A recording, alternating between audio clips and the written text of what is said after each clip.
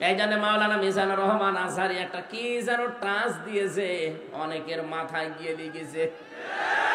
উনি শুধু ট্রান্স দিয়েছিল, এতদিন একদল খেয়েছে আর একদল খাওয়ার জন্য রেডি হয়ে আস। আপনারে বলিছে কয়েকদিন আগে আমার সিলেটে ওনার সাথে অনুষ্ঠান ছিল, উনি আমারে বলছে, হামজা ভাই আমি বললাম যে একদল খেয়েছে আর একদল খাওয়ার জন্য রেডি হয়ে আছে, একটা গ্রুপ দেখলাম গায়ে মেখে নিল, কারণ কি? আমি তো আর কাউকে উদ্দেশ্য করে বলি নাই। এই দেশে 48টা প্রায় নিবন্ধিত দল, আরো আছে নিবন্ধনের বাইরে, সব মিলে প্রায় 73টার উপরে। কারো গায়ে লাগে না, আপনার গায়ে লেগেছে কোন কারণে? তার মানে অবশ্যই আপনি এরকম কিছু করবেন বলে আশা করি আছে। গত 2 দিন আগে একজন ঘোষণা দিয়েছে যে 15.5 বছরে কোরআনের কথা বলতে হলে তো অনুমতি নেওয়া লাগতো, আমরা যদি যেতে পারি অনুমতি দেব না। আরে ভাই, আপনি এই কথাটা আগেই বলে ফেললেন, কদিন পরে বলতে পারতেন না? জনগণ তো সব জেনে ফেললো। আপনার যে আশা ছিল, আশায় গুড়ে বালি। কথা বলেন না কেন? এদেশে আর কিছু থাক বা না থাক, কোরআনে কারিম দেশে থাকবে ইনশাআল্লাহ। মাওলানা মুহাম্মদ আল্লাহুম্মা সাল্লি আলা সাইয়্যিদিনা মাওলানা মুহাম্মদ ওয়া আলি সাইয়্যিদিনা মাওলানা মুহাম্মদ। সুবহানাল্লাহ আলহামদুলিল্লাহ লা ইলাহা সুবহানাল্লাহ আলহামদুলিল্লাহ লা ইলাহা ইল্লাল্লাহ। জবান খুলে পড়েন, সুবহানাল্লাহ আলহামদুলিল্লাহ লা ইলাহা ইল্লাল্লাহ। সুবহানাল্লাহ আলহামদুলিল্লাহ লা ইলাহা ইল্লাল্লাহ। লা ইলাহা ইল্লাল্লাহ মুহাম্মাদুর রাসূলুল্লাহ। আমার ভাইরা, বিশ্বনবী বাড়িতে আসলেন, খাদিজাতুল কুবরাকে বললেন আমাকে ঢেকে দাও। হযরতে খাদিজা ওই দিন তাকে যে কয়টা কথা বলেছিলেন গুরুত্বপূর্ণ ছিল। প্রথম, ইন্নাকা লা তাসিলুর রাহিমা ওয়া তাহমিলুল কাল্লা ওয়া তাকসিবুল মা'দুমা। হে আমার স্বামী, হে কাসেমের পিতা, আপনি ভয় পাবেন না। কোন জ্যেষ্ঠ জিন পরী এগুলো আপনাকে ভয় দেখাতে পারে না, কারণ এই পৃথিবীতে আপনি মানুষের সম্পর্ক রক্ষা করে চলেন। পাবনাবাসী হযরতে খাদিজাতুল কুবরার এই কথা থেকে প্রতীয়মান হয় যে মানুষ আমরা দুনিয়াতে মানুষের সম্পর্ক ঠিক রাখতে পারি, বিশেষ করে আত্মীয়তার সম্পর্ক, রক্তের সম্পর্ক, দলীয় সম্পর্ক, জনগণের সম্পর্ক, এগুলো যারা এই পৃথিবীতে আমরা ঠিক রাখতে পারি তাদের ভেতর থেকে যত রকমের ভয় আছে আমার আল্লাহ নিজের পক্ষ থেকে দূর করে দেন। বলেন সুবহানাল্লাহ। এই কথাটা জানাতে এই রজব মাসে বিশ্ব নবীকে এখান থেকে লক্ষ লক্ষ মাইল দূরের পথ 27টা বছর তাকে আল্লাহ নিজের কাছে রেখে মাত্র 14টা জিনিস যে তাকে শিখিয়েছিলেন, তার প্রথম নাম্বারে এই সম্পর্কটা রব্বুল আলামিন তাকে জানিয়ে দিলেন, আকাযা রাব্বুকা আল্লা তা'বুদু ইল্লা ইয়্যাহু ওয়া বিল ওয়ালিদাইনি ইহসানা। খুব ভালো করে শুনবেন। 53টা বছর, 40 বছরে তিনি নবুয়ত পাওয়ার পরে 13টা বছর জুলুম, অত্যাচার, নির্যাতনের স্টিম রোলার তার উপরে চলছে। তিনি 3 বছর শিয়াবে আবি তালিবের 3টা বছর তিনি জেলখানায়ও ছিলেন। এই কঠিন পরিস্থিতির পরে আমার আল্লাহ তাকে সুসংবাদ দিলেন, হে নবী, আপনাকে আমি সামনে একটা কল্যাণময় রাষ্ট্র পরিচালনার দায়িত্ব দেব। এই জন্য যেদিন হিজরত করার সময় তাকে আল্লাহ নিজে শিখিয়ে দিয়েছিলেন, মিল্লাদুনকা সুলতানান নাসীরা। হে নবী, আপনি এই কঠিন মুহূর্ত পার করবেন। আজকে চারিদিকে 24 জন কাফের আপনাকে ঘিরে রেখেছে আপনার বাড়ি। এখান থেকে পথও সেরকম না, বিশাল কঙ্কটা কাঁটাযুক্ত এরকম কঠিন একটা পথ আপনাকে পাড়ি দেওয়া লাগবে, প্রায় 600 কিলোমিটারের মতো, 450 মাইল। এই বিশাল পথ পাড়ি দিয়ে যেখানে যাবেন ওই জায়গায় আপনার সব লোক আপনার পক্ষে না। এই বিশাল কাজ কারবার গুলো করার পর একটা রাষ্ট্র আপনাকে আমি আল্লাহ উপহার দেব। এই জন্য দোয়াটা আপনি আমার কাছে করেন। আর যারা কথা বললেই বলেন মাওলানা মানুষ, হুজুর মানুষ, পীর সাহেব মানুষ, এরা ময়দানে আসবে কেন? এরা পরিবার সমাজ রাষ্ট্র নিয়ে এরা কথা বলবে কেন? কথা বলতে গেলে এদেরকে আপনি ধর্ম ব্যবসায়ী বানিয়ে দেন, এদের নামে আপনি এই ট্যাগটা দিয়ে দেন। ভালো করে শোনেন, আল্লাহ নিজে নবীকে শিখিয়েছেন যে আমার কাছে দোয়া করেন যে একটা কল্যাণকর রাষ্ট্র ক্ষমতা আমাকে দাও যার ভেতরে তোমার সাহায্য থাকে। এজন্য মানুষকে বানানোর যে 3টা উদ্দেশ্য আমরা পড়া কোরআনে পেয়েছি, তার প্রথম উদ্দেশ্য আল্লাহ জানিয়েছেন, এদিকে তাকান, ইন্নী জাইলুম ফিল আরদি খলিফা। ফেরেশতাদেরকে আল্লাহ বলেছিলেন আমি পৃথিবীতে মানুষ পাঠাতে চাই। কি হিসাবে পাঠাবো? আমার খলিফা হিসাবে। খলিফা মানে প্রতিনিধি, খলিফা মানে, জবান খোলেন, খলিফা মানে কি? আল্লাহর যেই কাজটা করার দরকার উনি না করে ওনার প্রতিনিধি পাঠিয়েছেন, সেইটাই আমরা। প্রতিনিধিকে আল্লাহ পাঠালেন কোথায়? জাইলুম ফিল আরদি, জমিনে। কোন জায়গায়? আরো জোরে বলেন। আপনাবাসী জবান খুলে উত্তর দেবেন, আমরা কি আজ আল্লাহর খলিফা হিসাবে জমিনে আছি? না, জমিনটা জালেমরা ফাঁকা পেয়েছে, এই জন্য তো 180 মাইল বেগে চালাচ্ছিল। হঠাৎ আমরা যখন জমিনে খানকা থেকে, মাজার থেকে, বিভিন্ন মাদ্রাসা থেকে, মসজিদ থেকে, বিভিন্ন ঘর বাড়ি থেকে যখন জমিনের ভেতরে এসে দাঁড়িয়েছি, জালেমরা তখন অলরেডি পালিয়ে গেছে। জমিন এখন ফাঁকা। এই মুহূর্তে আল্লাহর খলিফাদের কাজ হবে তার খেলাফতে জমিনে কায়েম করা। 3টা উদ্দেশ্যের কথা বলছিলাম, তার প্রথম এইটা। রব্বুল আলামিন বলেন, ফেরেশতারা আমাকে জিজ্ঞাসা করছিল, আল্লাহ তুমি কি এদেরকে তাসবিহ তাহলিল জিকির আজগারের জন্য বানাবে নাকি? আল্লাহ সাফ জবাব দিয়েছেন, না, তাসবিহ তাহলিল জিকির আজগারের জন্য আমি খলিফা দুনিয়ায় পাঠাবো না, আমি জমিনে খলিফা পাঠাতে চাই আমার আইন প্রতিষ্ঠা করার জন্য। বলেন মারহাবা। আল্লাহর যে উদ্দেশ্য, সেই উদ্দেশ্য যারা সফল করতে চায় তারাই আমার আল্লাহর আসল বান্দা। আপনি রহমানের বান্দার যে 13টা গুণ পাবেন সূরা ফুরকানের ভেতরে, তার ভেতরে এইটা আছে। রহমানের বান্দা তারা যারা এই জমিনে আল্লাহর বিধানকে, এই ফুরকানকে কায়েম করার জন্য যারা চেষ্টা চালায়।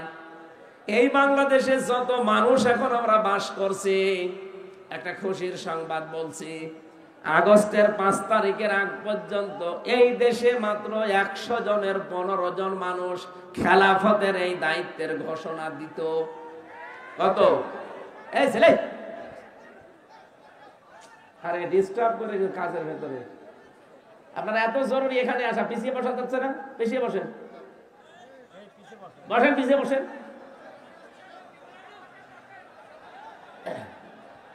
এই কথা বলা যাবে না, কথাগুলো বোঝেন। পাবনাবাসী গুরুত্বপূর্ণ এই বিধানটা পালন করার জন্য আল্লাহ রাব্বুল আলামিন আমাদেরকে যেখানে পাঠিয়েছিলেন, ফেরেশতারা যখন জিজ্ঞাসা করেছে আল্লাহ এদেরকে কি জিকির করার জন্য, তাসবিহ করার জন্য পাঠাবে? আল্লাহ বলেন না, আমার বিধান কায়েমের জন্য। এইজন্য ফুরকানের থেকে যে উদাহরণ দিলাম, রহমানের বান্দা আমরা যারা এই দেশে আছি দাবি করতাম এতদিন, আমি একটা জরিপ পেয়েছিলাম, 100 জনের মাত্র 15 জন চাইতো এ দেশে আল্লাহর বিধান কায়েম হোক আগস্টের 5 তারিখের আগে। অথচ 4.5 মাস পরে জানুয়ারিতে একটা রিপোর্ট পেয়েছিলাম, এই দেশে এখন 100 জনের 58 জন মানুষ চাচ্ছে আল্লাহর বিধানে জমিনে কায়েম হোক। কয়েক মাসের ব্যবধানে মানুষের পরিবর্তন এত এসে গেছে, হিন্দু পর্যন্ত এখন চাচ্ছে কোরআনের বিধান কায়েম হোক। কয়েকদিন আগে জামাত ইসলামের শ্রদ্ধাভাজন আমির জামাত গাইবান্ধায় গিয়েছিলেন। একজন পুরোহিত, একজন ঠাকুর, হিন্দু বেটা, উনি আগে বক্তব্য দিতে গিয়ে জানিয়েছেন এই দেশে কোরআনের বিধান কায়েম হলে আমরা সবচাইতে বেশি নিরাপদে থাকতে পারবো। এই জন্য জালেমদের তো মাথা খারাপ এতদিন ছিল, এখন অনেক মুনাফিক মানুষের মাথা দেখছি খারাপ হয়ে গেছে। ওরাও তো এগুলো দেখে যে হচ্ছেটা কি। এই জন্য মাওলানা মিজানুর রহমান আজহারী একটা কি যেন টাচ দিয়েছে, অনেকের মাথায় গিয়ে লিখেছে। উনি শুধু টাচ দিয়েছিল, এতদিন একদল খেয়েছে আর একদল খাওয়ার জন্য রেডি হয়ে আস। আপনারে বলিছে কয়েকদিন আগে আমার সিলেটে ওনার সাথে অনুষ্ঠান ছিল, উনি আমারে বলছে হামজা ভাই, আমি বললাম যে একদল খেয়েছে আর একদল খাওয়ার জন্য রেডি হয়ে আছে, একটা গ্রুপ দেখলাম গায়ে মেখে নিল, কারণ কি? আমি তো আর কাউকে উদ্দেশ্য করে বলি নাই। এই দেশে 48টা প্রায় নিবন্ধিত দল, আরো আছে নিবন্ধনের বাইরে, সব মিলে প্রায় 73টার উপরে। কারো গায়ে লাগে না, আপনার গায়ে লেগেছে কোন কারণে? তার মানে অবশ্যই আপনি এরকম কিছু করবেন বলে আশা করি আছে। গত 2 দিন আগে একজন ঘোষণা দিয়েছে যে 15.5 বছরে কোরআনের কথা বলতে হলে তো অনুমতি নেওয়া লাগতো, আমরা যদি যেতে পারি অনুমতি দেব না। আরে ভাই, আপনি এই কথাটা আগেই বলে ফেললেন, কয়েকদিন পরে বলতে পারতেন না? জনগণ তো সব জেনে ফেললো। আপনার যে আশা ছিল, আশায় বুড়ে বালি। কথা বলেন না কেন? এদেশে আর কিছু থাক বা না থাক, কোরআনে কারিম দেশে থাকবে ইনশাআল্লাহ। 4.5 মাসে যদি 15 থেকে 58 হয়ে যায়, আর 4.5 মাস যেতে দেন, আমার তো চোখে দেখা এই দেশে 100 জনের 100 জন মানুষ বলবে আমরা কোরআন চাই। আমরা চাই না? কারা চান দেখি? লিল্লাহি তাকবীর।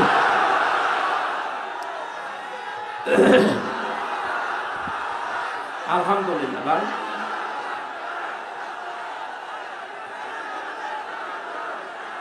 আমার ভাইরা কথা বলছেন,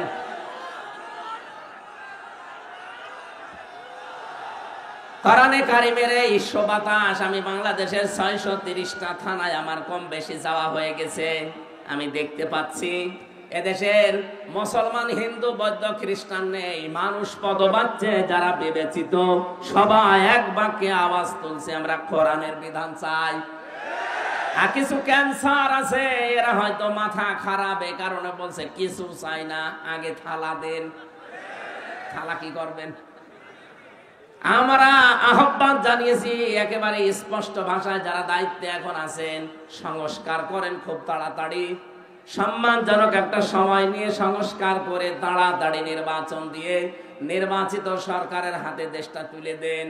তাহলে এই দেশ নিয়ে আপা সহ যারা পালিয়েছে কে আবার ষড়যন্ত্র করার সুযোগ পাবে না। সংস্কার না করে আমরা নির্বাচন করতেও চাই না, হতেও দেব না। কারণ আর আগে দিনের ভোট রাতে হয়ে যাবে। কথা বলেন ঠিক কিনা? দিনের ভোট রাতে হয়েছে, এটা কি ওয়াজ করা লাগবে? যারা করেছে আমার সাথে, একদম একজন ওসি ছিল জেলখানায়, সে আমার নিজে বলেছে যদি আমরা দিনের ভোট রাতে করেছি। সুতরাং আমরা চাই 1628 জন এরকম চেয়ারে যারা বসে আছেন, এগুলো সব জালেমদের দোসর অথবা নিজেরাই জালেম। কথা বলেন না কেন? এরা এই তিনটা টার্মে এই জালেমা জালেমদেরকে এরা টিকিয়ে রাখার জন্য সর্বাত্মক চেষ্টা চালিয়েছে। আমরা চাই খুব তাড়াতাড়ি ওদেরকে চেয়ার থেকে নামিয়ে এই 15.5 বছরে যারা বৈষম্যের শিকার ছিল তাদেরকে চেয়ারে বসান। এই কথা বলেন না কেন? নয়তো ওইভাবে যদি আবার আমতা করে দিয়ে দেওয়া হয়, একবারে ডিক্লিয়ার দিয়ে দেবে 154 জন, দিনের ভোট রাতে হয়ে যাবে, আগে যা ছিল তাই। তাহলে তো ওরাই থাকা ভালো ছিল। এক লোক বিবাহ করার পরে বাসর রাত্রে এখন ওই স্ত্রীর কাছে যায়নি, শাশুড়ি এসে বলছে বৌমা কি করবা জানি না, আমার কিন্তু নাতি চাই। বলছে মা আপনি সময় দেবেন না। ননদ যে বলছে ভাবি কি করবা জানি না, আমার কিন্তু ভাতিজা চাই।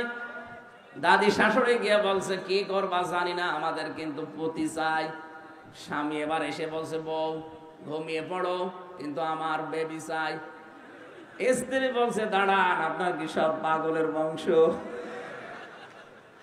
এখনো বাসরই হয়নি, এখনো বাসর হয়নি, এরপরে এর ভেতরে আপনার মা এসে চাই নাতি, আপনার দাদি এসে চাই পুতি, আপনার বোন এসে চাই ভাতিজা, আর আপনি যে এসে চাচ্ছেন বেবি। আমি কেগুলো ডাউনলোড করে নিয়ে আসবো, সময় দেবেন না?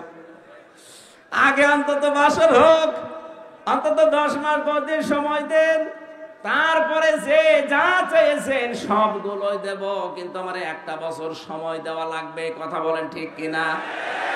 আরে ভাই, যারা দায়িত্ব নিয়েছে এরা তো একটাও রাজনীতিবিদ না, সব ব্যবসায়ী, এক একজন এক এক দিকের। তাই আপনি 1 বছরও সময় দিলেন না, তে বেবি ডাক শুনবেন কি করে? এই জন্য আমরা কাঙ্ক্ষিত মানের সময় দিতে চাই, সম্মানজনক সময় নিয়ে তারা খুব তাড়াতাড়ি সংস্কার করে এদেশে এমন জায়গায় নিয়ে যাক যেন আমার ভোট আমি দেব, যাকে খুশি তাকে দেব। কথা বলছি আমার ভাইরা, বিশ্বনবী মুহাম্মদুর রাসূলুল্লাহ, আল্লাহ রাব্বুল আলামিন তাকে ডাক দিয়ে বললেন, হে নবী, আপনি আমার কাছে এই দোয়াটা করেন যে আমি রাষ্ট্রীয় ক্ষমতা চাই। আজ যারা এই দেশে এই কথা আহ্বান জানায় আপনাদেরকে যে আমরা রাষ্ট্রীয় ক্ষমতায় যেতে চাই, কারণ আমরা এই কোরআনে কারীমকে প্রতিষ্ঠা করতে চাই, ওদের মনের ভেতরে যদি দুনিয়ার কোনো কামনা বাসনা থাকে, আপনি মাস্ট বি তার পেছনে থাকবেন না। কি কথা বুঝতেছেন? কারণ এই মানুষগুলো অলরেডি শপথ নেওয়ার সময় আল্লাহকে কথা জানিয়েই দিয়েছে, ইন্না সলাতি ওয়া নুসুকি ওয়া মাহইয়ায়া ওয়া মামাতি লিল্লাহি রাব্বিল আলামিন। আমার নামাজ, আমার কুরবানি, আমার বেঁচে থাকা, আমার মরে যাওয়া, আমি সব আল্লাহকে দিয়ে দিয়েছি। সুতরাং এই শপথ যারা পাঠ করে, এই মানুষগুলো নিজের জন্য অন্তত কিছু করবে না। যদি করে সে মুনাফিক হয়ে কিয়ামতে উঠবে, কারণ সে আল্লাহর কাছে অঙ্গীকার দিয়েছে। কথা বলেন না কেন? যারা অঙ্গীকার আবদ্ধ হয়েছে, আপনি মাস্ট বি তাদের পেছনে থাকবেন। কারণ ওই মানুষগুলো তার জীবন মরণ, নামাজ, ত্যাগ, তিতিক্ষা, কোরবানি অলরেডি আল্লাহকে দিয়ে দিয়েছে, ঘোষণা দিয়েছে। এই এরা এত আওয়াজ করে কেন?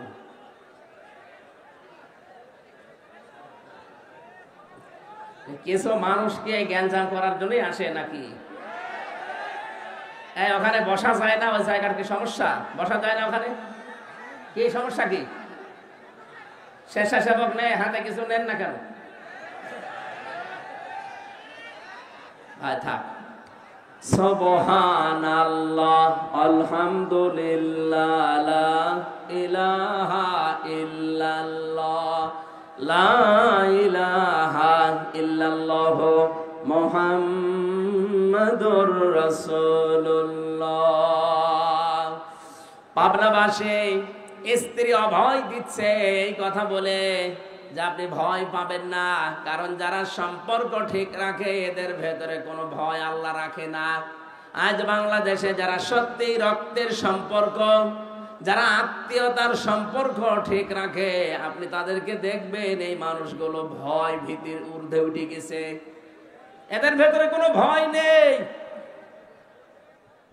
নবীজিকে 2 নম্বরে হযরতে খাদিজা বলেছিলেন, তাহমিলুল কাল্লা, আপনি ভয় পাবেন না, আপনি তো মানুষের বোঝা বহন করেন, দুঃখের বোঝা, কষ্টের বোঝা, ঋণের বোঝা, আপনি এগুলো বহন করে দেন।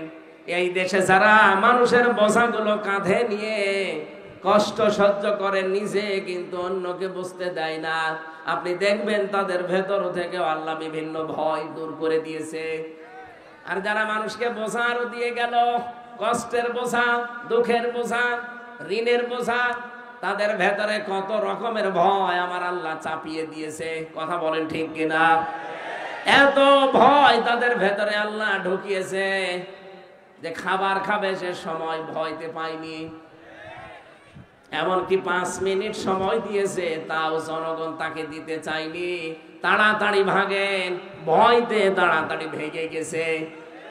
আমরা যদি আজ দুঃখের বোঝাগুলো দিয়ে না যেতাম, এই যে 2732 জন মানুষ মারা গেল, 2780 জনের উপরে এখন বিভিন্ন অঙ্গ প্রত্যঙ্গ হারিয়ে হাসপাতালে কাতরায়। এরা পরিবারের জন্য, সমাজের জন্য, দেশের জন্য বিশাল বোঝা। এই বোঝাটা যিনি দিয়ে গেলেন, আপনি না দিলেও পারতেন।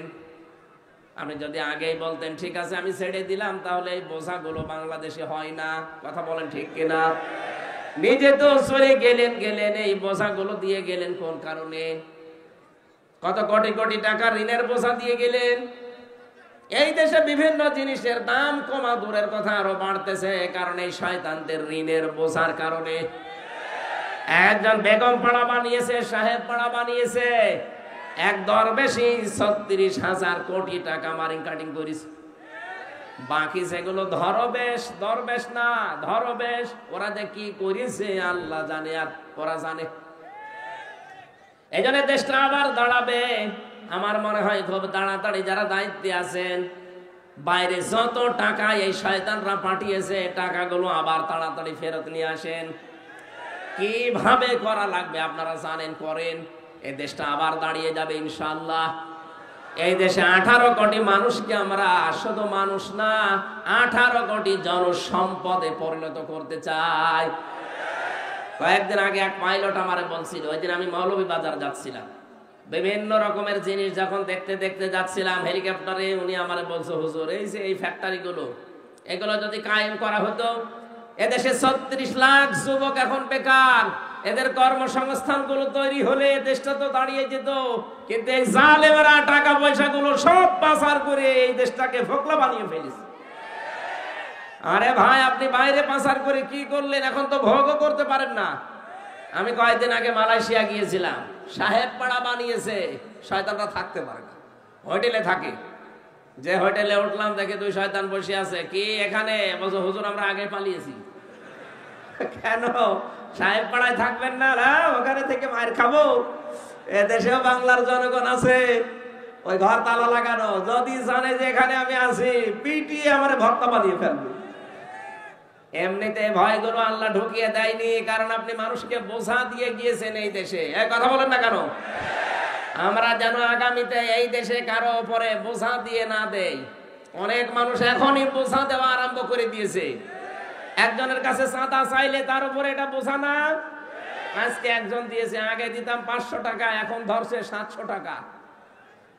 কিছু কিছু মানুষ এত চালাক, বলছে কি 12:30টার সময় আমি চাঁদা চাইলাম নারায়ণগঞ্জের বন্দরে, এ গোয়েন্দারা টের পেল কি করে? আরে ভাই 12:30টা, আমি রিমান্ডে থেকে ওদের মেশিং দেখেছি।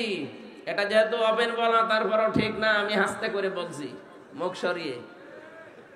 আপনি 12:30টায় চাঁদা চাইতে চান মনে করছেন কেউ জানে না? কি মেশিং নিয়ে বসে আছেন জানেন? আপনি পায়খানার ভেতরে বসে কি করেন তা ওরা দেখতে পায়। গোয়েন্দারা নখদ অর্পণে রেখেছে দেশটা, শুধু দেখতে চাচ্ছে কে কি করে। আগস্টের 5 তারিখের পরে অনেকে যা আরম্ভ করেছেন, আপনি নিজের পায়ে নিজে কোড়াল মারছেন। ওরা কিন্তু দেখতেছে আসলে কে কেমন দেশটাকে ভালোবাসে, জনগণকে ভালোবাসে। ওদের বোঝা আমার মনে হয় প্রায় হয়ে গেছে।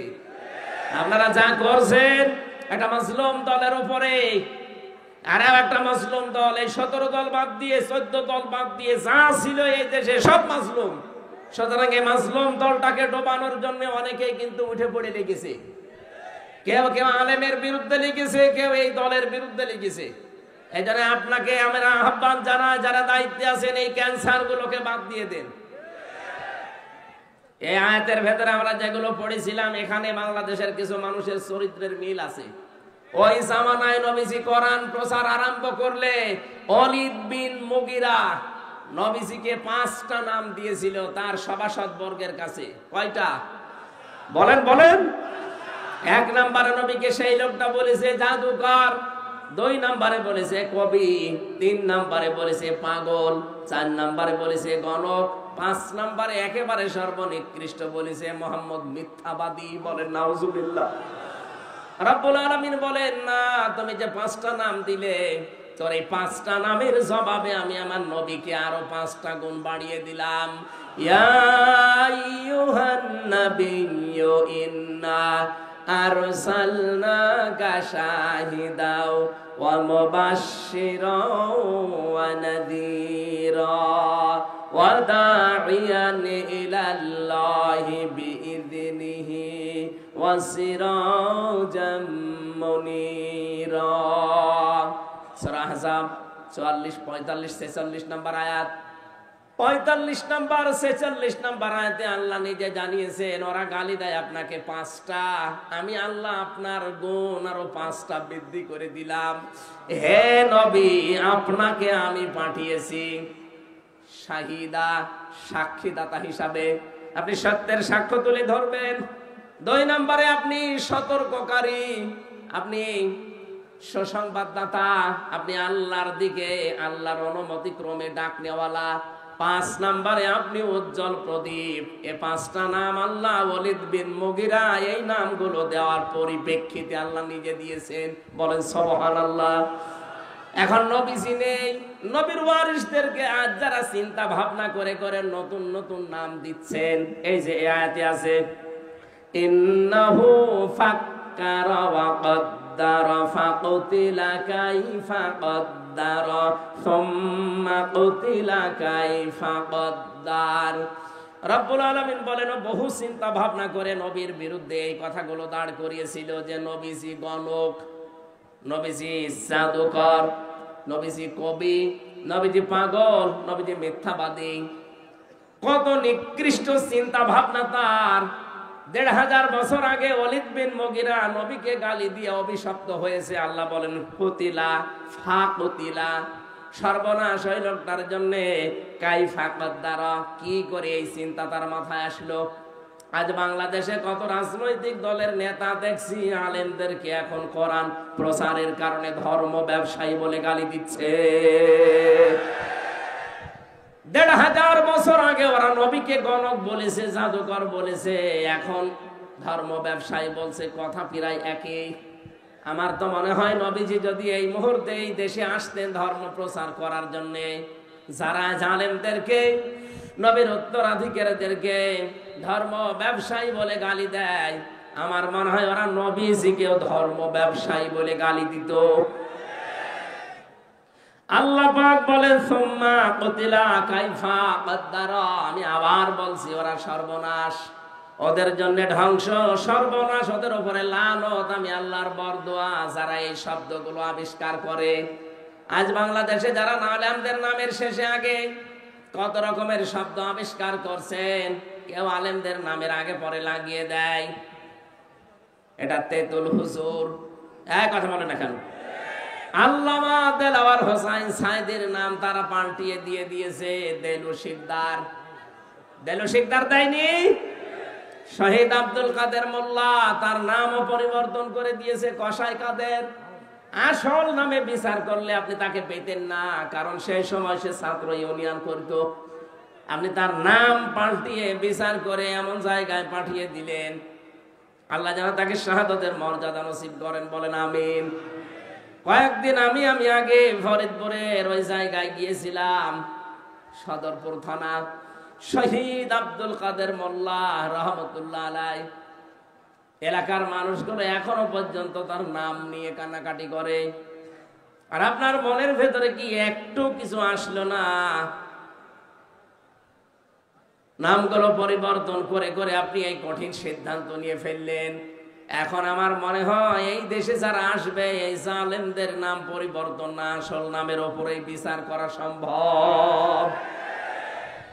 এরা যদি একজন মানুষ হত্যার দায়ে তাকে হত্যা করে ফেলতে পারে, আপনি তো মানুষ মেরেছেন 2732 জন, 275টা মার্ডার মামলা অলরেডি হয়ে গেছে আপনার নামে।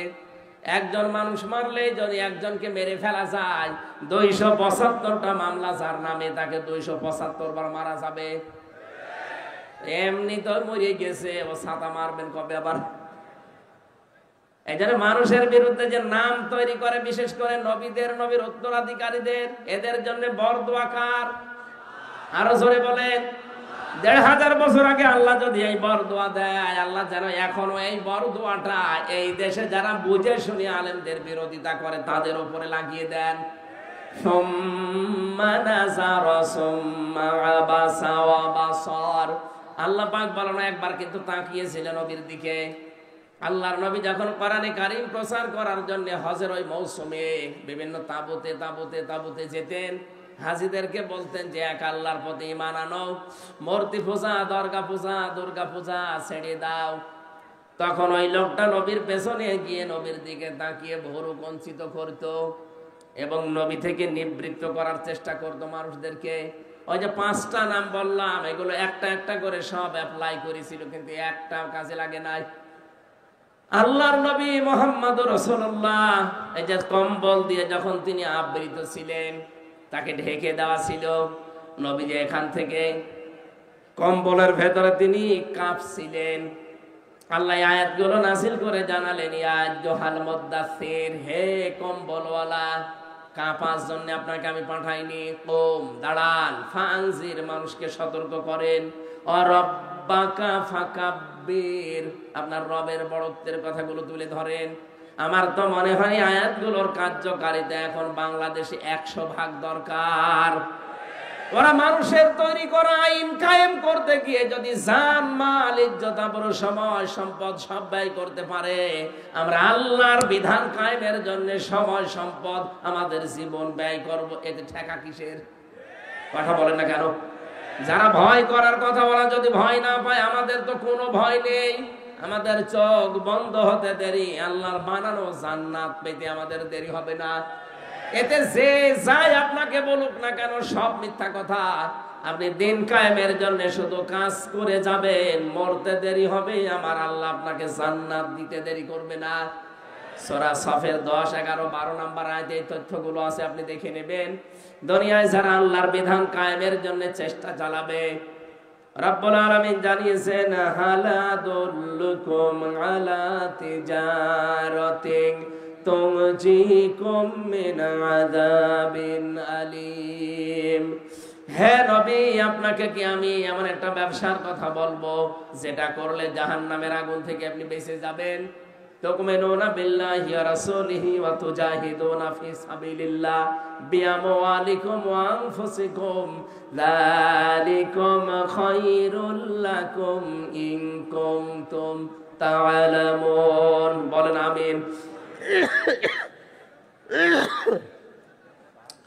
পাবনাবাসী, আমার কথা সামারাইজ হচ্ছে, ওরা মানুষের তৈরি করা আইন এই দেশে কায়েম করতে যদি ভয় না পায়, ওরা যদি পিছপা না হয়, আমরা আল্লাহর তৈরি করা আইনে জমিনে কায়েম করতে কোনোদিন আর পিছপা হবেন? যে যেখান থেকে আছেন আপনার ওই জায়গা থেকে আপনি চেষ্টা চালাবেন। দিন যদি কায়েম হয় তো ভালো, যদি কায়েম না হয় আপনার কোনো অসুবিধা নেই। আপনার বেতন ঠিক বিকাল 5টা জীবনের শেষ দিনে আপনি পেয়ে যাবেন। বলেন সুবহানাল্লাহ। বিশ্বনবীকে আল্লাহ জানিয়েছেন, সিয়াবাকা ফাতাহির, আপনার পোশাক পবিত্র করেন। এখানে পোশাক পবিত্রের ব্যাখ্যা আমি পেয়েছি 3টা। 1 নম্বরে আপনি যেন কোনো নাপাক পোশাক পরবেন না।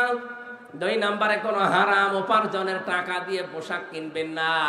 3 নম্বরে আপনার পোশাককে যেন আপনি 8-60 ছোট খাটো এরকম পরবেন না। আপনার পোশাক হবে ঢিলা ঢালা। আপনার পোশাক যেন আবার টাকনোর নিচে চলে না যায়। প্যান্ট, পায়জামা, লুঙ্গি যাই পরেন না কেন, এটা যেন টাকনোর নিচে না যায়। এইটা এই আয়াতের ব্যাখ্যা। আর রজিসা ফাহাজুর, হ্যাঁ নবী, আপনি অপবিত্রতা থেকে বেঁচে থাকবেন।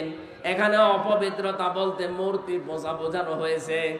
পৃথিবীতে যদিও আমরা মূর্তি পূজা মুসলমানেরা করি না, কিন্তু দরগা পূজা আমাদের দেশে আছে। আমাদের দেশে পীর পূজা আছে, মাজার পূজা আছে, মানুষ পূজা আছে, মানুষের ছবি পূজা করা আছে। কথা বলেন ঠিক কিনা? আমরা এই জিনিস থেকে মুক্ত থাকবো আজকে থেকে। ওয়ালা তামনুন তাস্তাকসির, বেশি পাওয়ার জন্য মানুষকে দান করবেন না। ওয়ালি রাব্বিকা ফাসবির, ইসলামের উপরে চলতে গিয়ে, ইসলাম প্রচার করতে গিয়ে, ইসলামের উপরে টিকে থাকতে গিয়ে বিপদ আপদ মুসিবত আসবে, আপনি ধৈর্য ধারণ করবেন। এই 7টা আয়াত আমার আল্লাহ নাযিল করেছিলেন এই ওলীদ ইবনে মুগীরার কথার জবাব দেওয়ার জন্য।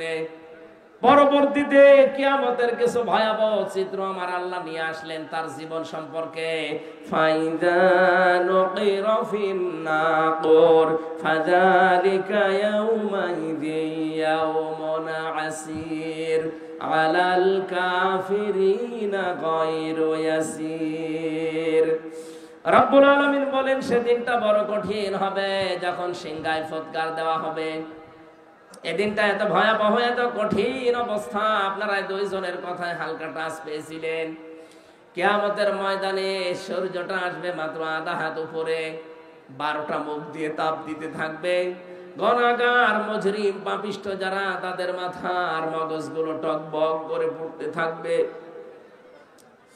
আল্লাহ রাব্বুল আলামিন বলেন ওই কঠিন দিনকে একটু স্মরণ করো। হে নবী, এই মানুষগুলো তো এই কঠিন দিন বিশ্বাস করতে চায় না। আপনি আমার উপরে ওদের ভার ছেড়ে দেন। দারিনি ওমান খালাকতু ওয়াহিদা, যারনি আমাকে ছেড়ে দেন এবং তাকেও ছেড়ে দেন। খালাকতু ওয়াহিদা, যাকে আমি স্পেশাল ভাবে বানিয়েছি। এই ওয়ালিদ ইবনে মুগীরার কোনো নাম ছিল না, গন্ধ ছিল না, পরিচয় ছিল না। আমি আল্লাহ নিজে তাকে এত সুন্দর করে আকৃতি দিলাম, পৃথিবীতে আনলাম, ধন সম্পদের মালিক বানালাম। ওয়াজআলতু লাহু মালাম মামদুদা। তাফসীরে ইবনে কাসির বলেন তাকে আল্লাহ এত বেশি দীর্ঘ সম্পদের মালিক বানিয়েছিলেন। ধন সম্পদ, টাকা পয়সা, ছেলে মেয়ে, চাকর বাকর, বাড়ির কাজের লোক সব ছিল তার। অবানিনা শুহুদা, তার সন্তানাদি এবং তার সঙ্গী আল্লাহ ভরপুর করে দিয়েছিলেন। আমাহাত্তু লাহু তামহিদা, তাকে ভোগের সামগ্রী পর্যন্ত ভরপুর আল্লাহ দিয়েছিলেন। ভোগ করতে যা লাগে সব আল্লাহ তার আয়ত্তে এনে দিয়েছিলেন। সুম্মা ইয়াতমাউ আন আযীদা, কিন্তু তার পেট ভরেনি। যত দিয়েছি ও আরো চেয়েছে। এই স্বভাব এখনো আমাদের অনেকের ভেতরে আছে না নেই? কথা বলেন না কেন? অনেক আলেমের ভেতরে, অনেক পীরের ভেতরে, অনেক ইমামের ভেতরে, অনেক মুসলমানের ভেতরে এই স্বভাবটা এখন বিদ্যমান, একেবারে বিধিবদ্ধ হয়ে গেছে। যত আছে আরো তত চাই। ইত্তাবিউ মান লা ইয়াসালুকুম আজরান ওয়া হুম মুহতাদুন। রব্বুল আলামিন বলেন অনুসরণ করবা দুনিয়ার মানুষেরা তাদেরকে যারা মানুষকে আল্লাহর দিকে ডাকে কিন্তু পারিশ্রমিক চায় না। 2 নম্বরে তারা নিজেরাও হেদায়েতের উপরে আছে।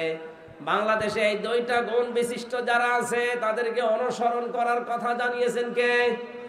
আমরা আজ একদলকে দেখতে পাই, তারা নিঃস্বার্থভাবে আল্লাহর দিকে মানুষকে ডাকে কিন্তু তারা হেদায়েতের উপরে নেই।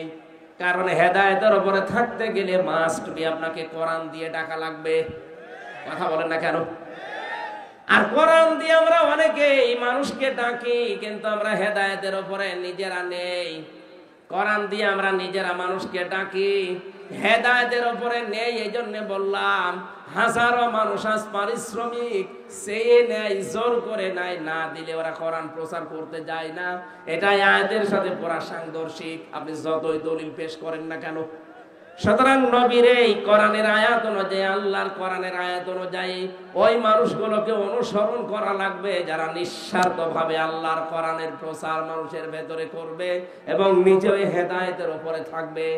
আমরা বাংলাদেশে অনেকগুলো মানুষকে পেয়েছিলাম, তার ভেতরে এখানে যিনি কথা বলতেন আল্লামা সাঈদী রহমতুল্লাহ আলাইহি, কথা বলেন ঠিক কিনা? তার ইখলাসের কারণে, তার ভেতরে যে আল্লাহর প্রতি তাওয়াক্কুল ভরসা ছিল, তিনি যে উজরত ছাড়া আল্লাহর কোরআনে কারীমকে প্রচার করতেন, এই জন্য আল্লাহ তাকে আজ পর্যন্ত চিরন্তন করে রেখে দিয়েছে। আমরা তাদের অনুসরণ করতে চাই, আল্লাহ তৌফিক দেন, বলেন আমিন। আল্লাহ বলেন ওই লোকটাকে উদ্দেশ্য করে যে ওয়ালিদ আরো চাও, আরো চাও। ইন কাল্লা ইন্নাহু কানা লিআয়াতিনা আনিদা সাউরহিকুহু সাউদা। না, তোমাকে আমি আর আমার নিদর্শন, আমার টাকা পয়সা, আমার অর্থ সম্পদ, আমার প্রভাব প্রতিপত্তি, ধন দৌলত আমি আর দেব না। কারণ এগুলো পেয়ে তুমি আমি আল্লাহকে ভুলে উদ্যত প্রকাশ করেছো। সুতরাং আল্লাহর নিয়ামত পাওয়ার পরে যারা নিয়ামতের শুকরিয়া আদায় না করে আর উল্টা পাল্টা কাজে নিজের জীবনকে জড়িয়ে দেয়, আল্লাহ বলেন সাউরিহিকুহু সাউদা, অতি শীঘ্রই আমি আল্লাহ তাকে সাউদ, এটা জাহান্নামের একটা পাহাড়ের নাম। তার মানে দুনিয়ায় যদি আল্লাহ বিপদে তাকে নাও ফেলে, মরণের পরে মহা বিপদ এসে পড়বে। যারা সম্পদের সুষ্ঠু বন্টন করতে চায় না, যারা কোরআনকে আল্লাহর বাণী হিসাবে বিশ্বাস করে না, মানে না, কোরআনওয়ালা মানুষদেরকে যারা কষ্টের ভেতরে ফেলতে চায়, আল্লাহ আমাদের এই মানুষ থেকে হেফাজত করুন, বলেন আমিন। রব্বুল আলামিন এরপরে জানিয়েছেন সুম্মা আদবারা ওয়াস্তাকবারা ফাকালা ইন হাযা ইল্লা সিহরুন ইউসার ইন হাযা ইল্লা কাউলুল বাশার সাউসলিহি সাকার ওয়া মা আদরাকা মা সাকার লা তুবকি ওয়া লা তাদার লাওয়াহাতুল লিল বাশার আলাইহা তিসআতা আশার। ও বাংলার মানুষেরা, কোরআনের বক্তব্যগুলো সহজ সরল ভাষায় দেওয়ার পরে যাদের বিশ্বাস হয় না, যারা উল্টা দিকে মন নিয়ে চলে যান, তাদের সম্পর্কে আয়াতগুলো রব্বুল আলামিন বলেন, এই লোকটা এতবার করে, মুখ ফিরিয়ে নেয়, অহংকার করে চলে যায়, যা বলে বলুক, এরকম বহু কথা শুনেছি না। এই কথা যদি কেউ মনে করে এ কোরআন মানুষের তৈরি করা, মানুষ বানিয়েছে এটা, রব্বুল আলামিন বলেন এই মানুষগুলোকে অতি শীঘ্রই আমি সাকারে দেব। তার মানে শুধু মরতে দেরি হবে, সাকারে আল্লাহ ফেলে দেবে, মরণের আগেও তাদের জীবনটা সাকারময় করে দেবে, বলেন নাউজুবিল্লাহ। ওমা আদরাকা মা সাকার, আপনি জানেন এটা কি? জাহান্নামের একটা দরজার নাম। কি আছে এই দরজা দিয়ে প্রবেশ করলে? আল্লাহ পাক বলেন লা তুবকি ওয়ালা তাদার, আস্ত ছেড়ে দেবে না, বাকিও রাখবে না, একেবারে আস্তও ছেড়ে দেবে না, বাকিও রাখবে না। লাওয়াহাতুল লিল বাশার, এই দরজা দিয়ে যারাই প্রবেশ করবে আল্লাহ আগে তাদের চামড়া খসিয়ে নেবে। বাংলার মুসলমানেরা কত ভয়ঙ্কর একটা ঘর আল্লাহ বানিয়েছে, যারা সত্যকে সত্য জানার পরে অহংকার করে মুখ ফিরিয়ে চলে যান তাদের জন্য। আর বাংলাদেশে এই রোগের রোগী বেশি, কারণ এত তাফসীর মাহফিল পৃথিবীর কোন দেশে হয় না। কোরআন দিয়ে মানুষকে ডাকায় বাংলাদেশের মতো কোন দেশে আমি পাইনি। এত ডাক দেওয়ার পরেও যারা ফিরে আসতে চান না, খালি উল্টা পাল্টা মনে করে, অহংকার করে যারা উল্টা দিকে ফিরে যান, আপনার জন্য কিন্তু সাকার অপেক্ষা করছে। এর বর্ণনা আল্লাহ নিজে দিয়েছেন, কাল্লা, কখনোই না, সাকারে তোরে প্রবেশ করাবো। এটা এমন একটা ভয়ঙ্কর জায়গা, ঘরে ঢুকলে আগে চামড়া খুশি যাবে।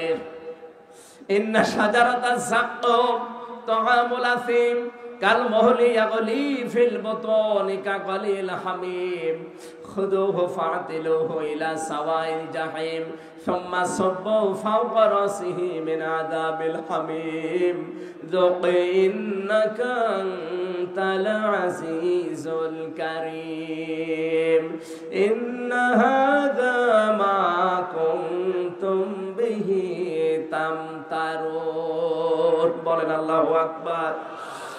রব্বুল আলামিন এমন একটা চিত্র এখানে চিত্রায়িত করেছেন যে জাহান্নামের ভেতরে এই সাকারে যারা পড়বে তাদেরকে যাক্কুম ফল আমি খেতে দেব। ক্ষুধার যন্ত্রণায় যখন তারা দুই হাত দিয়ে যাক্কুম গাছের ফল পেটের ভেতরে দেবে, গলার ভেতরে যাওয়ার পরে সামনেও আসবে না, ভেতরেও যাবে না, মাঝখানে থাকবে। এটা ছড়ানোর জন্য তারা জাহান্নামের ফেরেশতাদের কাছে বলবে পানি দেন। তাদের নিজেদের রক্ত আর পুষ গরম করে যখন তাদের সামনে ধরা হবে, মুফাসসির জানিয়েছেন এটা যখন এই চোয়ালের কাছে আসবে এত গরম হবে, এই নিজের ঠোঁটের মাংসগুলো সব খসে বসে ওই পাতিলার ভেতরে পড়বে। গরম টকবকে এই পানিগুলো নিজের পেটের ভেতরে যাবার পর আল্লাহ বলেন এই মানুষগুলোর নাড়ি ভড়ি যা আছে সব পায়খানার রাস্তা দিয়ে বের হয়ে যাবে। পাবনাবাসী আযাব কিন্তু আমাদের জন্য অপেক্ষা করছে। এই জন্যই বলছি সুম্মা রাসিহি মিন আযাবিল হামিম, মাথার উপরে যখন গরম তেল ঢেলবে, গরম পানি ঢালা হবে, ফেরেশতারা যখন টিটকারি মারবে আমাদের সাথে, যোগ মজা সাকো ইন্নাকা আনতাল আজিজুল কারীম। তুমি তো দুনিয়াতে বড় সম্মানিত ছিলে, মানুষ তোমাকে দেখলে চেয়ার ছেড়ে দিত, মানুষ তো আর বুঝতো না তুমি কয় নাম্বার। তোমার আমল, তোমার আখলাক ওরা বুঝতো না। তোমার দিনের কাজ একরকম, রাতের কাজ আর এক রকম। এরকম মানুষ দেশে নেই, আছে মানে আমরাই। আমাদের চেহারা দেখে উপরের কাজ বেশ ভালোই লাগে, ভেতরে ভেতরে লোকটা এত নিচে নেমে গেছে, শয়তানও অত নিচে নামে না। এখানে যাদের মোবাইল আছে, ফোন আছে, ফ্যাক্স আছে, বাড়িতে কম্পিউটার আছে, এই মানুষগুলোর জীবনে এত নিকৃষ্ট গুনাহগুলো এরা করে শয়তানের ধোঁকায় পড়ে যে শয়তানও অত নিচে নামে না। এক কথা বলে না কেন? যাদের মোবাইলে আকাশ সংস্কৃতির মাধ্যমে, ইন্টারনেটের মাধ্যমে এমন এমন জিনিস নামান যেগুলো মা আর ছেলে এক জায়গায় বসে দেখা যায় না, স্বামী স্ত্রী পর্যন্ত এক জায়গায় বসে দেখবে তাও লজ্জা পায়, এমন কোন দৃশ্য যাদের মোবাইলে নামানো আছে, এই মুহূর্তে ডিলিট করা লাগবে। নয়তো ফেরেশতারা আযাব দিতে দিতে এই শব্দটা বলবে, যোগ ইন্নাকা আনতাল আজিজুল কারীম, বড় সম্মানিত ছিল দুনিয়ায়, আজ মজা নাও।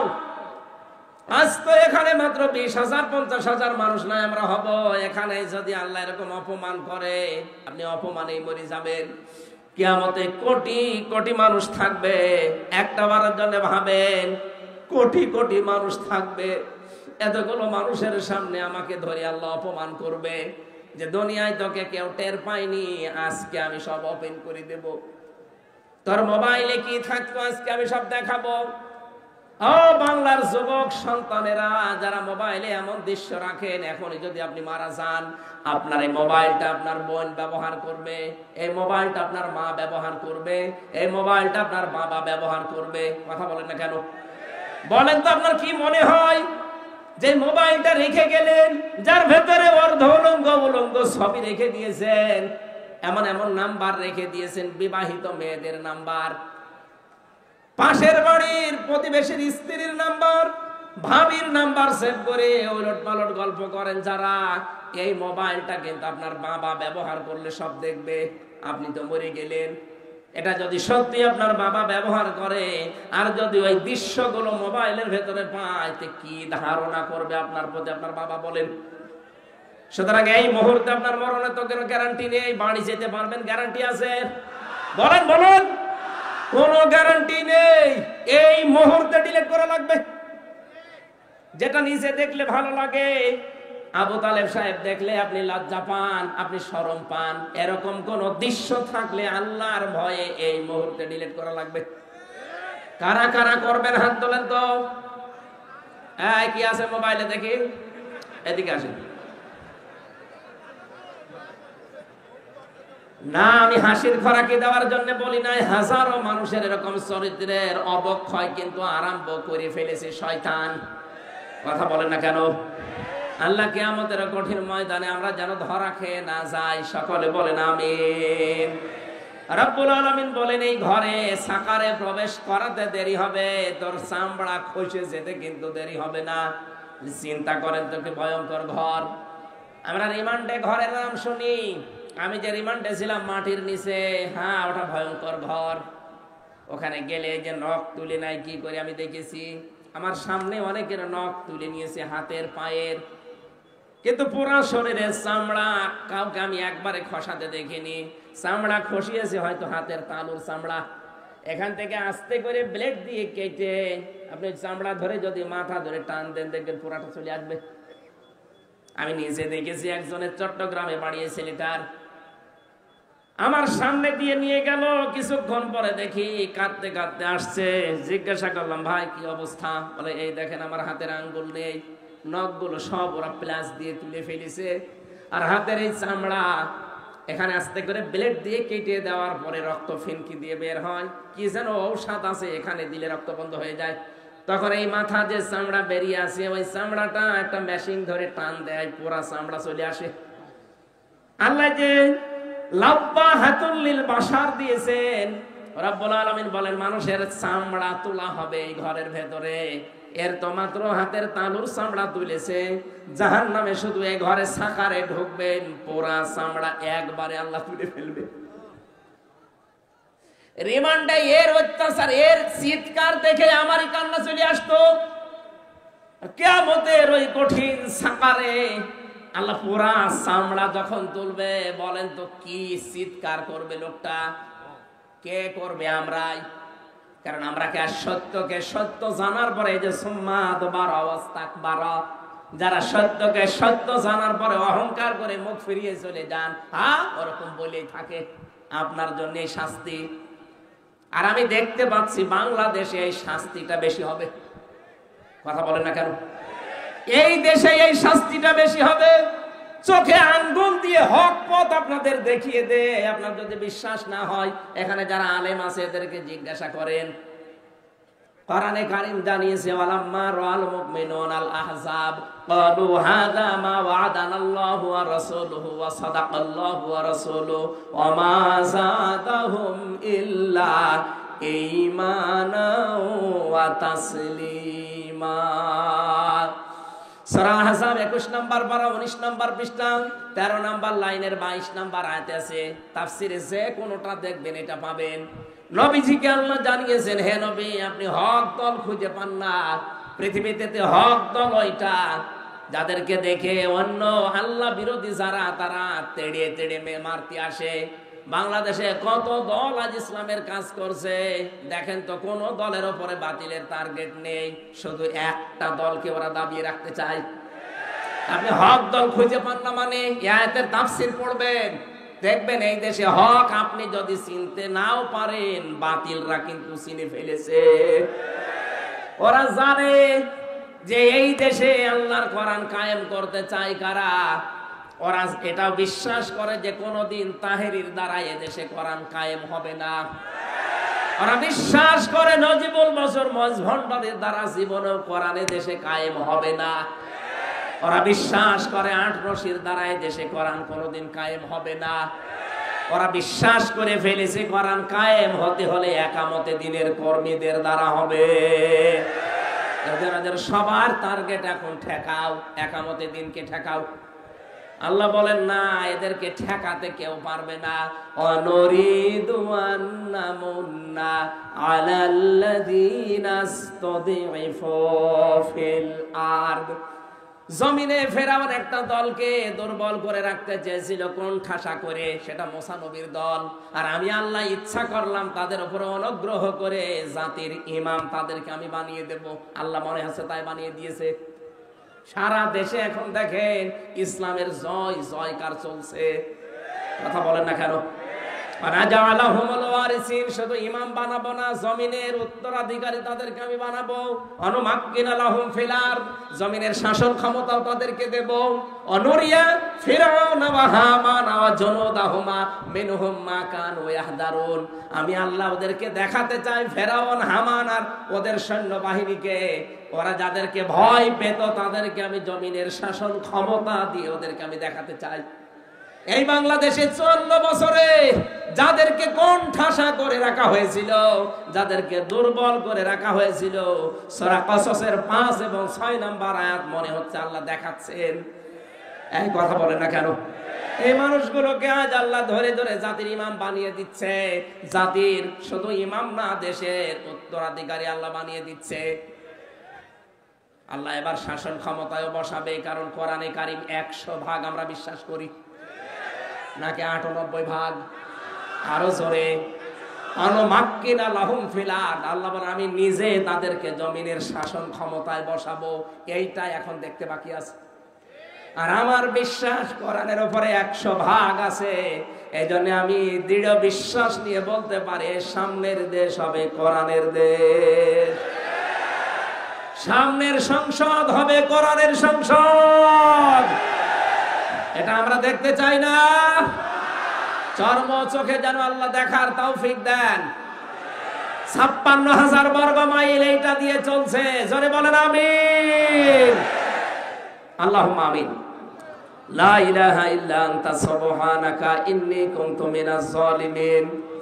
রব্বুল আলামিন পাবনা জেলার দারুল আমান ট্রাস্ট এই ময়দানের দিকে তাকাও। 2 দিন ব্যাপী ঐতিহাসিক তাফসীরুল কোরআন মাহফিলের সমাপনী রজনীতে সূরা মুদ্দাসসিরের কয়েকটা কথা আমরা শুনতে পেলাম।